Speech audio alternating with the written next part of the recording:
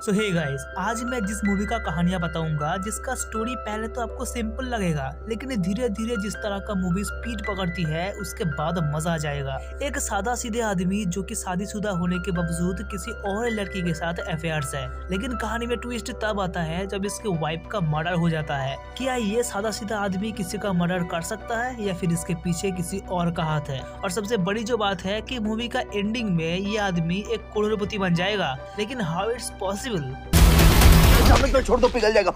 घोटिया तेरा पिघलता है? बर्फ थैली में जावेद भाई। तो कहानी का शुरुआत में गोविंदा नाम के एक आदमी को देखते हैं जो कि एक जगह पर फांसी से खुद को मारने जा रहा था, लेकिन मरने से पहले वो अपनी गर्लफ्रेंड को मैसेज करके बोलती है कि वो मरने जा रहा है तो अगर बचना है तो आके बचा लो। लेकिन कुछ टाइम बाद उसे किसी गाड़ी का आवाज आती है। गोविंदा जाकर देखता है कि सैंडी नाम का एक आदमी का गाड़ी एक्सीडेंट हुआ है, यानी कि गोविंदा सैंडी को जानता था। लेकिन तभी उसकी नजर नशीले पाउडर के एक पैकेट पर पड़ती है जो कि सैंडी के गाड़ी में रखे हुए थे। और यहाँ से कहानी फ्लैशबैक होता है, मतलब कुछ महीने पीछे जाती है और हमें गोविंदा का वाइफ गौरी को देखते हैं। गौरी अपने हस्बैंड को बाएं हाथ से नचाता था, मतलब वो जो कहती थी गोविंदा उसके इशारों में चलता था।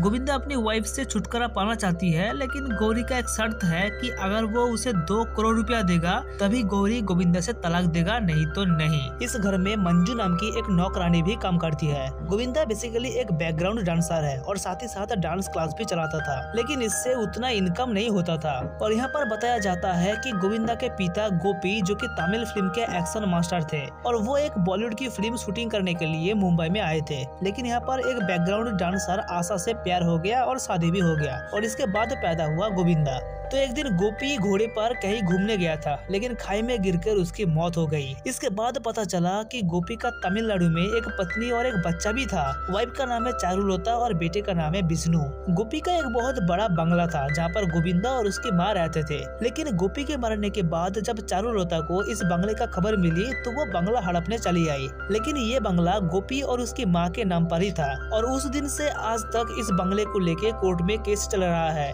इसके बाद गोविंदा की माँ को देखते हैं जिनका पैरालाइज्ड हो गई है, और वहीं पर हम गोविंदा का एक फ्रेंड कौस्तव को देखते हैं जो कि एक वकील होता है, और यही फ्रेंड गोविंदा की तरफ से कोर्ट में केस लड़ रहा है उस बंगले को लेके। तो आज तक कोर्ट पर सुनवाई। कौस्तव कुछ फोटो अदालत में पेश करता है और बोलता है कि ये फोटो प्रूव करती है कि गोपी और आशा की शादी पहले हुई थी, लेकिन दूसरा वकील कहता है कि ये फोटो किसी मूवी का सेट का है जहाँ पर उन दोनों ने शादी का एक्टिंग किया था। मतलब गोविंदा का झूठ पकड़ा गया। गोविंदा ने सोचा था कि आज तो केस खत्म हो जाएगा, लेकिन कोर्ट में कुछ उल्टा हो गया। इसके बाद दोनों घर में आता है और यहाँ पर हमें पता चलता है कि गोविंदा का माँ बिल्कुल नॉर्मल है, उन्हें कोई बीमारी नहीं है, मतलब वो इतने सालों से बस एक्टिंग कर रही थी।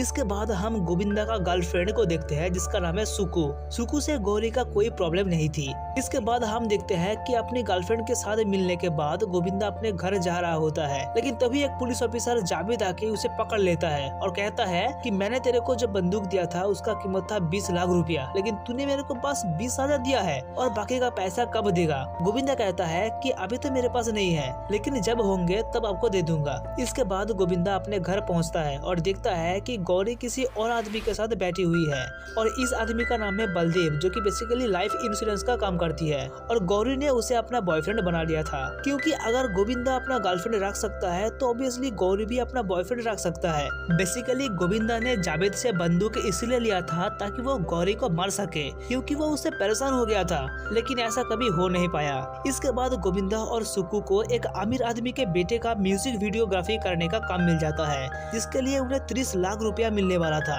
ये अमीर आदमी एक छोटा मोटा गुंडों में से एक था और उसका बेटा सैंडी जो कि बिल्कुल बेवकूफ लड़का था, क्योंकि वो ज्यादातर टाइम नशा में डूबा रहता था। खैर जो भी है, कुछ दिन के अंदर सैंडी, गोविंदा और सुकु ने मिलकर एक म्यूजिक वीडियो बना लेता है, लेकिन वो गुंडा जब इस वीडियो को देखता है तो वो बहुत गुस्सा हो जाता है, क्योंकि उनके बेटे से ज्यादा वो दोनों दिखाई दे रहा था। तो इसलिए वो गुंडा उन दोनों को पैसा दिए बिना वहाँ से भगा देता है। ये सब सिचुएशन होने के बाद सुकु सोचती है कि शायद गोविंदा का कुछ नहीं हो सकता, तो इसलिए वो गोविंदा से नाराज होते हुए ब्रेकअप करके चली जाती है। तो इस तरफ जावेद अपने बंदूक का पैसा मांग रहा था, तो दूसरी तरफ उसकी बीवी, जिसके लिए वो बहुत प्रॉब्लम पर था और इतना मेहनत करने के बाद भी उसे म्यूजिक वीडियो का पैसा नहीं मिला, और दूसरी तरफ सुकु भी उसे छोड़कर चली गई थी। तो इसलिए गोविंदा खुद को फांसी से मरने जा रहा होता है, लेकिन उससे पहले वो सुकु को मैसेज करके बोलती है कि वो मरने जा रहा है, तो अगर बचना है तो आके बचा लो। और ये वाला सीन हमने फिल्म का शुरुआत में देखा था। इसके बाद सुकु यहाँ पर आती है। दोनों सोचते हैं कि अगर हम ड्रग्स का पैकेट को चुरा ले तो करोड़पति बन जाएंगे,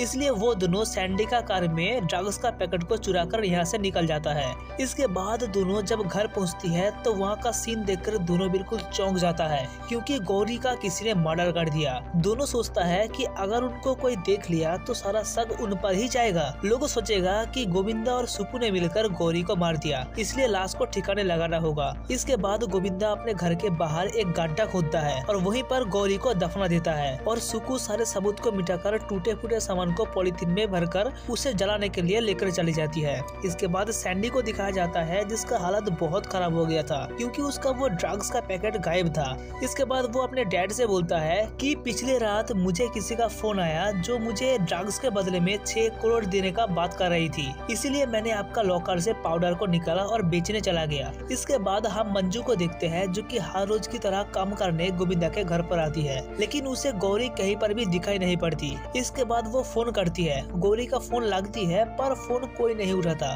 लेकिन हमें देखने को मिलता है कि वो फोन सुकु के पास है। अब यहाँ पर एक राज खुलता है कि सुकु विष्णु के साथ मिली हुई है। कुछ महीने पहले विष्णु सुकु से मिला था और उनके सामने एक डील रखी थी कि उसे गोविंदा की गर्लफ्रेंड बनकर केस से जुड़ी सारी जानकारियाँ देनी होगी और इसके बदले में उन्हें पैसा मिलेगा। मतलब इतने दिनों से सुकु गोविंदा से प्यार करने का बस नाटक कर रही थी, लेकिन अचानक गौरी का मर्डर हो गया और इस मर्डर की केस में सुकु भी फंस गई। इसलिए हेल्प मांगने के लिए वो विष्णु के पास आए हैं, लेकिन विष्णु उसका कोई हेल्प नहीं करता। और इस तरफ मंजू को साफ सफाई करते टाइम एक कांच का टुकड़ा मिलता है जिसके ऊपर खून लगा हुआ था, तो वो सीधे पुलिस स्टेशन पहुंच जाती है और जावेद को सब कुछ बता देती है। लेकिन जावेद ने ही गोविंदा को बंदूक दिया था, तो उन्हें लगता है कि शायद गोविंदा ने गौरी को टपका दिया, तो इसलिए वो मंजू की बात पर कोई एक्शन नहीं लेता, नहीं तो उसका भी नाम सबके सामने आ जाता। इसके बाद यहाँ पर और एक राज खुलता है कि मंजू और सुकु मिले हुए हैं। इसके बाद गोविंदा कौस्तुभ और अपनी माँ को सारी बातें बता देती है और एक आइडिया देता है कि हम 2 करोड़ में ये बंगला विष्णु को दे देंगे। और इस तरह बलदेव भी काफी दिनों से गौरी से नहीं मिला था, तो इसलिए उसको थोड़ा शक होने लगता है। बलदेव गोविंदा को फोन लगाकर मिलने के लिए बुलाता है और कहता है कि उन्हें पता है कि गौरी मर गया है, लेकिन उसने मरने से पहले 2 करोड़ का लाइफ इंश्योरेंस करवाया था, और अगर हम उसका डेथ सर्टिफिकेट जमा कर देंगे तो ये 2 करोड़ हमें मिल जाएंगे, जिनमें से 1 करोड़ तुम्हारा और 1 करोड़ मेरा। गोविंदा ये सुनने के बाद बलदेव के साथ ये डील पक्की कर लेता है। इसके बाद हम देखते हैं कि विष्णु के साथ गोविंदा में भी डील हो जाता है बंगले को लेके। मतलब गोविंदा 2 करोड़ लेके बंगला देने के लिए तैयार था, लेकिन इसके बाद विष्णु उस गुंडे को फोन करके बोलता है कि आपका सारा नशीले पाउडर का ड्रग्स गोविंदा के पास है। इसके बाद वो गुंडा पुलिस लेके गोविंदा को उठा लेता है। पुलिस ऑफिसर गोविंदा के घर की छानबीन करते हैं पर उन्हें कुछ नहीं मिलता। इसके बाद पुलिस सुकु के घर पर छानबीन करने पर उन्हें एक पाउडर का पैकेट मिलता है। सुकु खुद को बचाने के लिए जावेद के सामने सब कुछ सच बता देती है और ये भी बोलता है कि गोविंदा ने अपनी बीवी को मार दिया और बॉडी को बंगले के बगल में गाड़ दिया। सुकु पुलिस वालों को लेके बंगले पर आती है और यहाँ पर खुदाई करवाती है, लेकिन यहाँ पर गौरी का लाश नहीं मिलती। अब सुकु बिल्कुल हैरान हो जाती है कि लाश तो यहीं पर गड़ी थी, तो आखिर गया कहाँ। और उस टाइम गोविंदा बस यही बोल रहा था कि सुकु ये सब कुछ झूठ बोल रहा है। सुकु उस टाइम गौरी का सबूत नहीं जलाया था बल्कि छुपा कर रखा था, लेकिन वो सारा सबूत भी अब गायब है। अब सुकु का दिमाग बिल्कुल खराब हो जाती है कि आखिरकार क्या हो रहा है यहाँ पर। सुकु विष्णु से पूछताछ करने को कहती है, लेकिन विष्णु भी चुप रहती है क्योंकि उन्हें तो बस बंगलों से मतलब था जो कि उसे मिल गया था।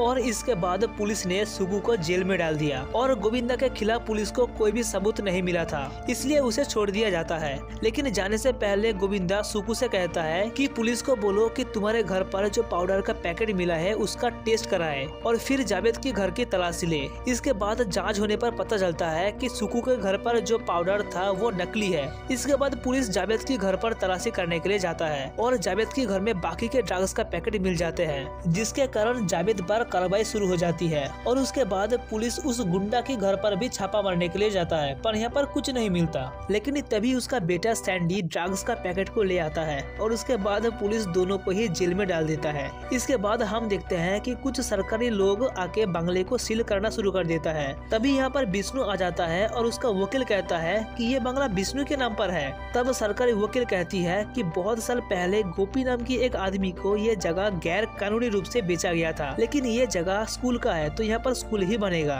और इसके बाद विष्णु को मालूम चल जाता है कि उसके पास बंगलों का जो पेपर वगैरह है वो सारा का सारा फेक है, मतलब ये बंगला कभी गोपी का था ही नहीं। और ये सारा बात गोविंदा पहले से ही बहुत अच्छी तरह से जानता था। इसके बाद सुकु बलदेव से मिलने जाती है, पर पता चलता है कि उसकी 1 करोड़ का लॉटरी लग गई है, तो इसलिए वो मुंबई छोड़कर चला गया। मतलब सुकु और विष्णु ने मिलकर बंगलों के लिए जो प्लान बनाया था वो सारा का सारा फेल हो गया। इसके बाद सीन कुछ महीने आगे शिफ्ट होता है। सुकु के पास एक फोन आता है और दूसरी तरफ विष्णु के पास भी एक फोन आता है, पर यहाँ पर बताया नहीं जाता कि ये कौन है।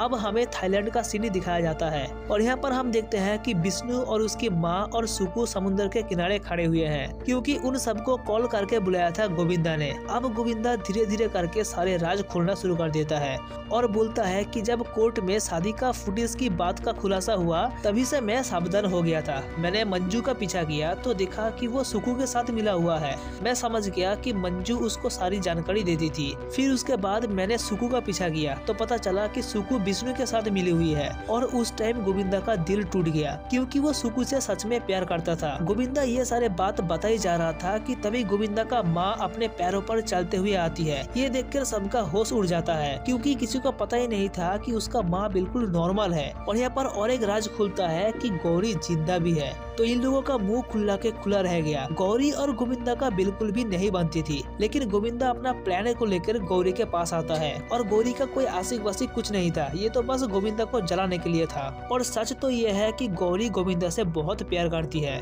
इसके बाद गोविंदा सैंडी को फोन लगाता है और उसे ड्रग्स के बदले में 6 करोड़ देने का बात करता है। और इस तरफ गौरी लाल रंग लगाकर जमीन पर लेट जाती है। इसके बाद गोविंदा सुकु को घर में ले आती है और तब वो लोग गौरी को मरा समझकर बॉडी को दफनाने लग जाता है। लेकिन सुकु के जाने के बाद गोविंदा गौरी को निकाल लेता है और गोविंदा का माँ सुकु का पीछा करती है और देखती है कि वो सबूत जलाने की बजाय छुपा रही है। उसके जाने के बाद गोविंदा का माँ सारे सबूत को गायब कर देती है।